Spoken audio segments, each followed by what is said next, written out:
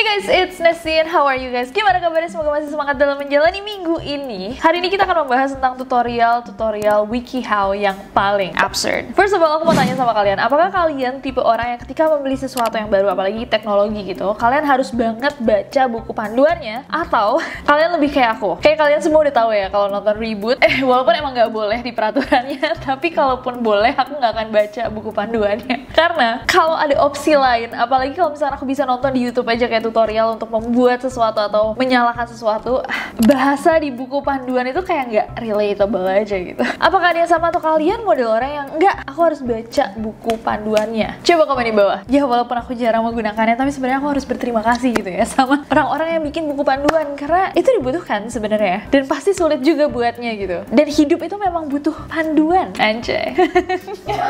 Salah satu website yang bisa kalian gunakan untuk mencari panduan-panduan dalam hidup adalah WikiHow. Website ini tuh mempermudah hidup banget karena dia menyediakan segala macam tutorial. Kalian yang nggak tahu cara masak nasi, nggak tahu cara masak air gitu, ada panduannya di WikiHow. Tapi selain kegiatan sehari-hari atau yang kayak ya jelas lah kita butuh panduan untuk mengetahui hal itu, ada juga tutorial-tutorial di WikiHow yang patut dipertanyakan. Saking anehnya, kalau dicoba dijelasin tuh kayak nggak bisa. Jadi kita langsung aja lihat bersama-sama. So without any further ado, let's get to the list. Oke guys, dan yang pertama ini, cara bertingkah seperti binatang.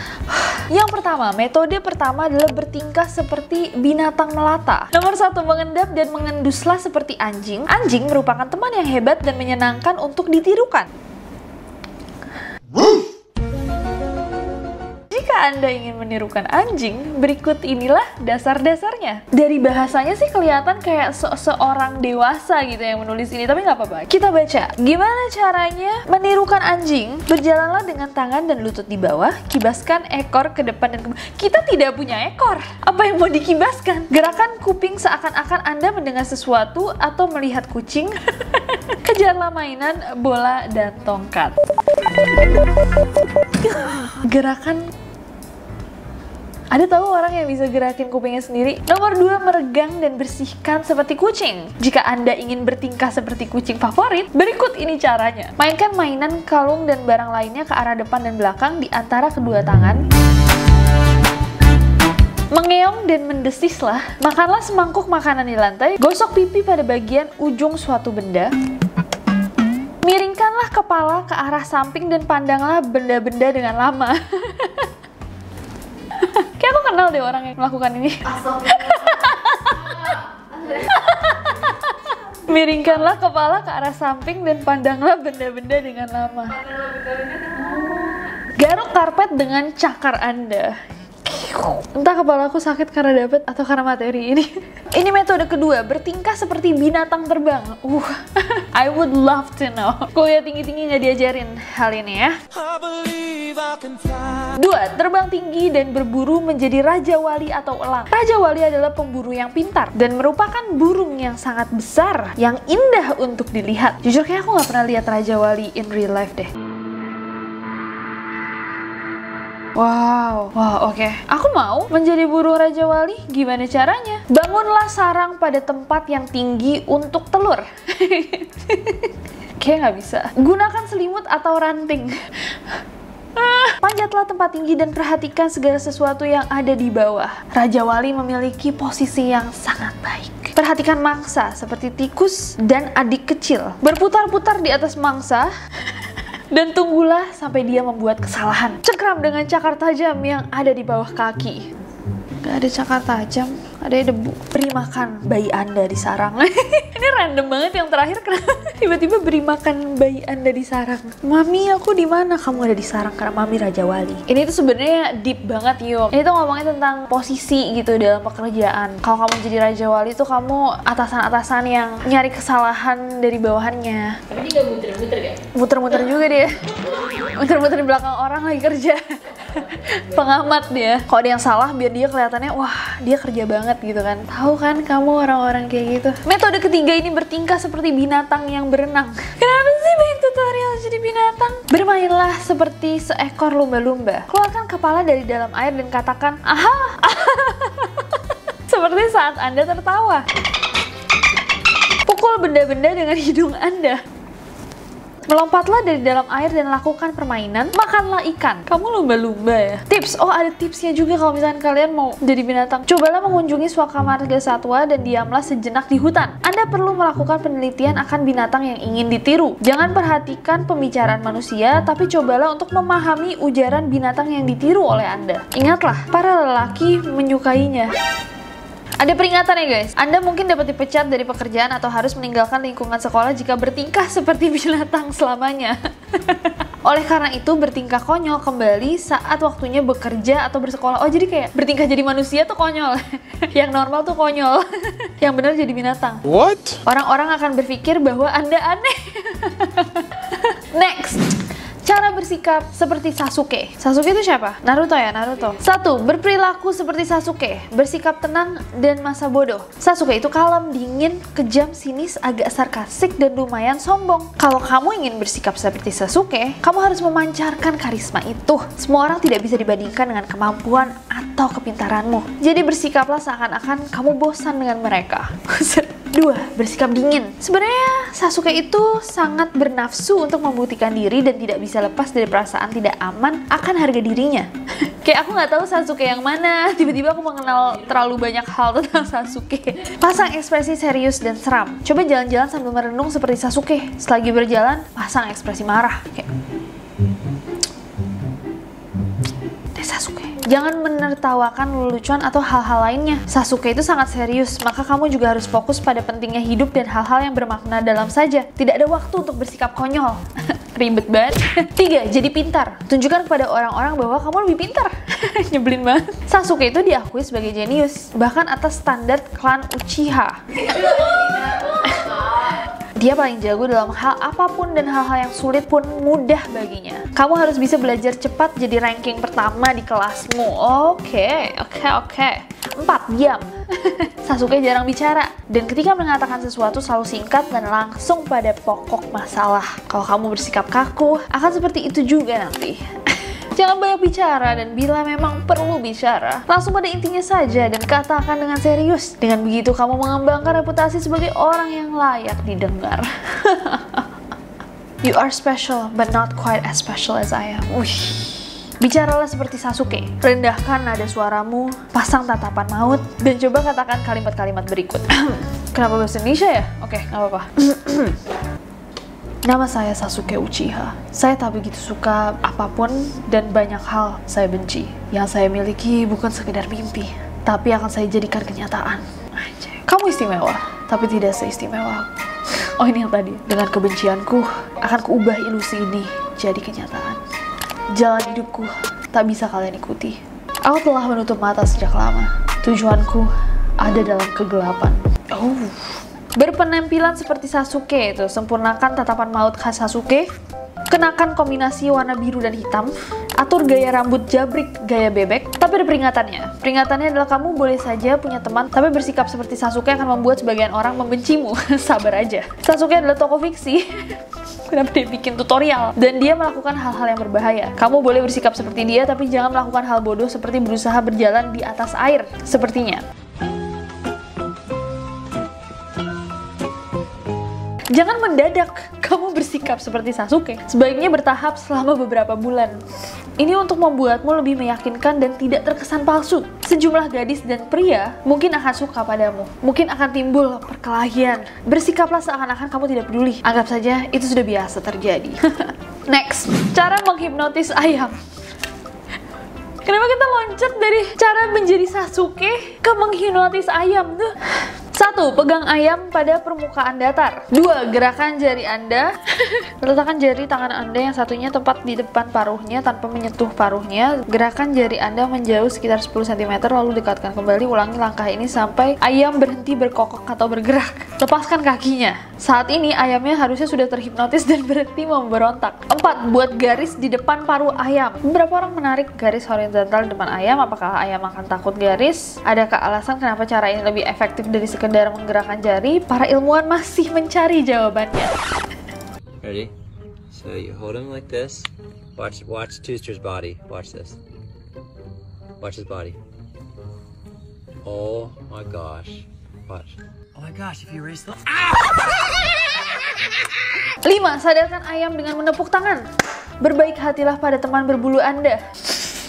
Dan sadarkan ayam kembali. Tepuk tangan Anda atau dorong ayam perlahan sampai ayamnya sadar dan pergi.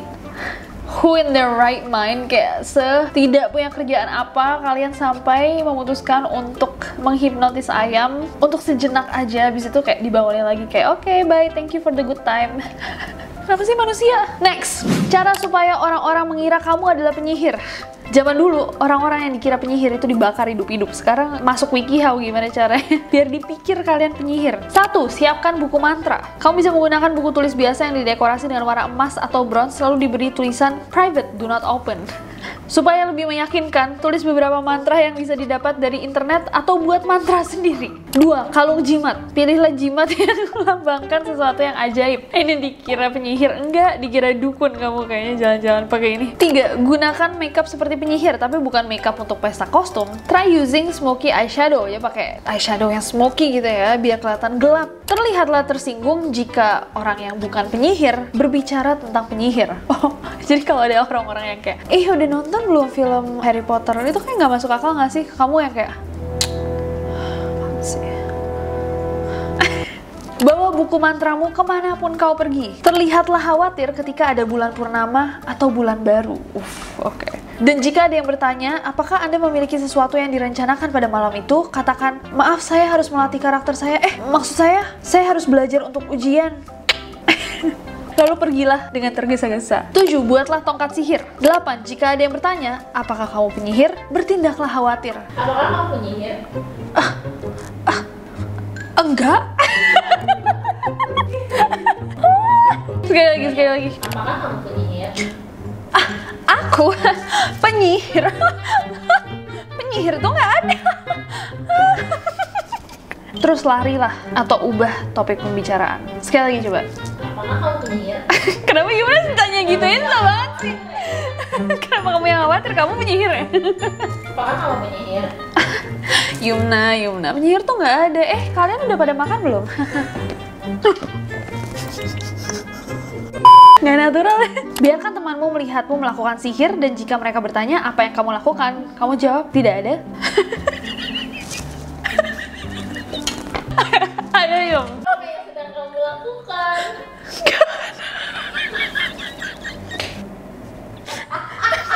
Gimana sih orang-orang gini? Oh gini. Aku orang-orang boleh masak. Ini sihir. Apa yang sedang kamu lakukan? Enggak ada apa-apa. Tips, bertemanlah dengan orang-orang yang menganggap dirinya juga seorang penyihir, mermaid, atau vampire. 2. Siapkan sebuah tas yang akan digunakan untuk membacakan mantra secara diam-diam, dan pakai kalung dengan sebuah tabung kecil yang berisi glitter supaya terlihat seperti magic. 3. Pastikan selalu melatih acting skill dan improvisasi. Next, cara berpura-pura kesurupan. Wah, ini udah gak usah diajarin kita-kita. 1. Menarik diri menjadi pendiam dan defensif. 2. Tunjukkan kurangnya minat pada semua hobi Anda. Oke. 3. Berbicara dengan keras secara tiba-tiba. Buat percakapan yang tidak terduga dengan reaksi marah, tiba-tiba di tengah percakapan santai dan tenang. Bereaksi secara eksplosif dan keras terhadap hal-hal yang tidak berbahaya atau tidak seharusnya dikesali. Buat seolah-olah ini terjadi tanpa kendali Anda. Wah. Oh, berarti benar kalau pacar kalian marah-marah sama kalian, dia berarti pura-pura kesurupan atau beneran kesurupan. 4. Menatap kosong sesuatu atau bengong, dan buatlah muka Anda terlihat lelah seolah-olah tidak cukup tidur atau sering tidak makan. Tinggalkan buku dan gambar-gambar yang menyeramkan. Letakkan buku-buku tentang kekuatan gaib atau gambar-gambar simbol-simbol aneh di tempat-tempat di mana orang akan melihatnya. Ini tutorial untuk orang caper ya. 6. Lakukan hal-hal yang menakutkan di depan umum, seperti duduk di kursi menghadap dinding dan tertawa histeris pada diri sendiri. Melakukan percakapan sembunyi-sembunyi dengan sesuatu di sudut ruangan yang gelap. Goyangkan ke depan dan ke belakang sambil mengulangi sebuah kalimat dengan pelan. Dan mendesislah kepada orang-orang secara tiba-tiba saat Anda berjalan melewati mereka. Kapan video ini selesai? Kapan video ini selesai? Ini cara kesurupannya terlalu bule nggak sih? Kita butuh orang Indonesia untuk hop on WikiHow dan ngajarin orang-orang gimana cara kesurupan dengan benar, karena ini nggak ada apa-apanya sama aing teh maung. Ini nggak ada apa-apanya sama aing teh jawara di dieu. Next. Cara pup sambil berdiri. Aduh, kenapa sih? Pilih ruangan toilet yang terbaik. Ya ampun, aku pikir ini tutorial kalau misalkan kalian ada di tempat-tempat di mana kalian tidak bisa duduk. Ternyata for fun aja. Kalau kamu ingin mencoba untuk pup sambil berdiri, pilihlah toilet yang paling bagus. Siapkan beberapa barang penting seperti tisu. Menjauhlah dari keramaian. Squat gitu. Kamu akan pup dengan squat, bukan berdiri dengan tegak. Oke, udah gitu aja caranya. Untuk apa? Mungkin bisa digunakan kalau kalian ada di toilet-toilet yang sangat menjijikan gitu ya. Kayak kalian tidak mau menyentuh bagian tubuh kalian dengan toilet seat yang menjijikan. Kalian bisa pup dengan berdiri. Next. Oke guys, dan ini yang terakhir. Cara berpura-pura tidak buang angin. 1. Jangan bereaksi. Jangan sekali-sekalinya Anda bereaksi jika belum ada orang yang bereaksi. Pokoknya jangan. Tapi kalau Anda sadar akan baunya, kamu boleh bereaksi tapi jangan overreact. Oke, jadi dipura-pura bau orang lain gitu kayaknya. Gitu ya. 2. Tetap melakukan aktivitas yang sedang Anda lakukan. 3. Memfitnah. Jika kamu sudah berhasil menahan letusan yang dahsyat, tetapi bau busuk mulai tercium, jangan menerima kesalahan. Lihatlah sekeliling dan pura-pura jijik atau bingung, playing victim banget. Untuk memberitahu semua orang kalau itu bisa jadi salah satu dari mereka. Wow, who's the imposter?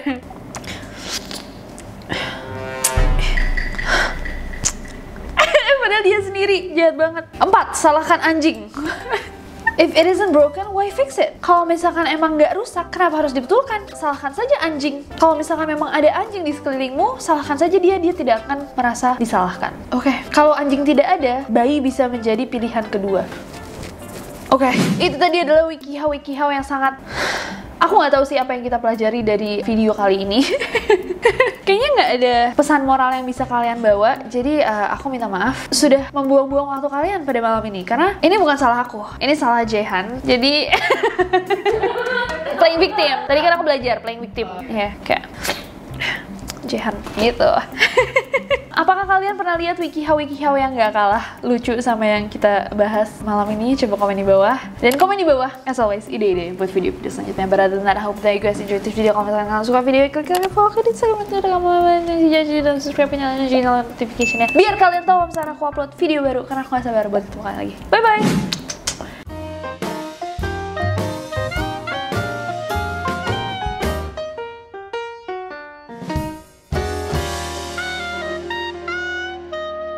Jangan menertawakan. Dan coba katakan kalimat-kalimat 1, 2, 3. Apa karena kamu penyihir? Bukan. Apa yang kamu lakukan? Atau reaksi seakan marah dengan tiba-tiba di tengah percakapan. Mungkin bisa digunakan kalau misalkan toiletnya keras.